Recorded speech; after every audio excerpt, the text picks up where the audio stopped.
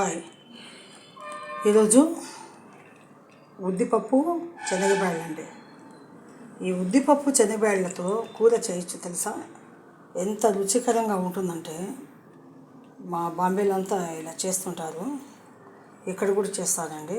మా ఇంట్లో మా కుటుంబంలో భలే రుచికరంగా ఉంటుందండి నిజంగా చెప్పాలంటే. నా కిచెన్ వచ్చి చాలా చిన్నదండి, అన్నీ అక్కడక్కడే ఉంటాయి. అన్నీ కడుక్కొని నేను పెట్టుకోవాల్సి వస్తుంది. అప్పటికప్పుడు డైలీ 24 గంటలు కిచెన్లో కడుగుతూనే ఉంటాను, ఏదో ఒకటి క్లీన్ చేస్తూనే ఉంటాను. ఇదే పని నాకు నిజం చెప్పాలంటే.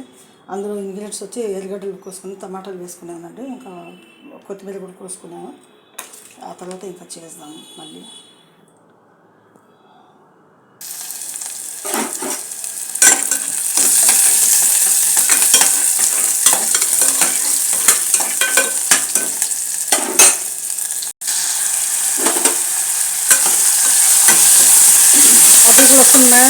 अदरक लहसुन मसाला और टमाटा डाल दिया मैंने, हल्दी डाल दिया, ఎర్రగడ్డలు ఆనియన్ అంతా వేసిన తర్వాత అల్లం వెల్లుల్లి పేస్ట్, ఆ తర్వాత పసుపు, టమాటాలు వేసేసానండి.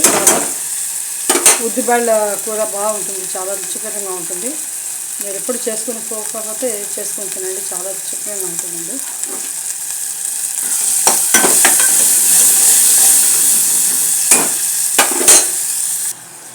धनियाల పొడి, కారపొడి వేసేసాను, धनिया काटा और खार मैंने डाल दिया है, मिर्ची का खार, और इसमें धनिया पत्ता भी डाल दिया मैंने, కొత్తిమీర కూడా వేసేసానండి. బాగా మసాలాను వేగనిద్దాం. ఉద్దిబ్యాళ్ళు శనగబ్యాళ్ళు రాత్రంతా నానబెట్టాను, బాగా నలిపోయి ఉబ్బినాయి. ఇప్పుడు ఈ మసాలాల్లో ఈ రెండు వేసేసి చేసేసామండి. చాలా రుచికరంగా భలే ఉంటుంది. ఇంతకు నిజంగా చెప్తున్నాను, కూర చాలా బాగా రుచికరంగా ఉంటుందండి.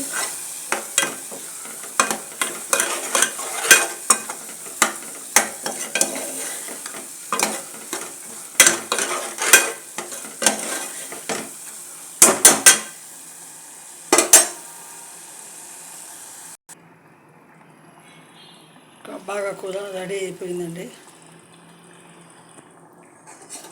సన్న మంట మీద పెట్టుకొని చేసుకోవడం అన్నమాట. ఇలా బాగుంటుంది తింటే.